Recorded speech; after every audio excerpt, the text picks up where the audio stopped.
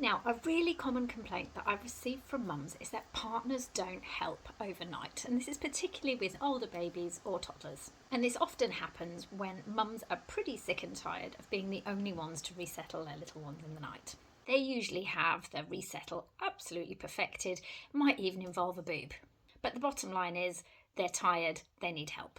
Now, the problem is when we're a few months or years in and this has become a well worn routine, partners just don't tend to see it as their role. When they're offered the chance to try, largely the babies get really annoyed with them, really upset, and then it's very easy to just say to mums, no, it's not working, you need to come in and take over.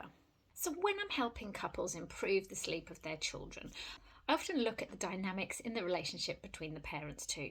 Now, what I tend to find is that in the early days, partners are really willing and keen to help out overnight, but very soon they realise that they just don't have what it takes to be as good at the job as mum is.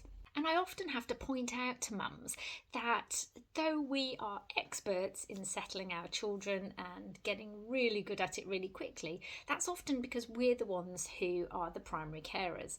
A lot of the mistakes that we've made, because all of us make mistakes, don't we? But as mummies, generally, if we've made mistakes, there's nobody there to witness them. There's nobody there to judge us. There's nobody there to say, oh, what did you do that for? That was rubbish. That really clearly was the wrong thing to do. We learn through trial and error and we find out what works pretty quickly. Now, when we ask partners to help, usually we're there hovering around, aren't we? We might be in the other bedroom or in the sitting room listening to how they're handling the situation and just thinking, oh, well, they're not doing what I would do, and oh, that's not going to work. And we can't help but chip in at times.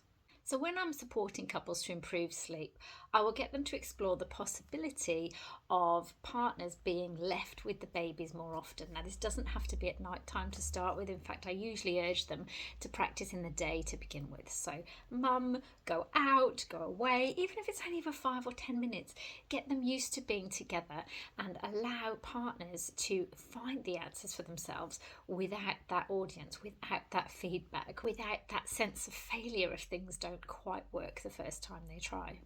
And now, naturally, once they start to spend more time together with mummy out of the way, then the partner becomes that number one for the baby. Sure, if mum's around, partner might be the second favourite.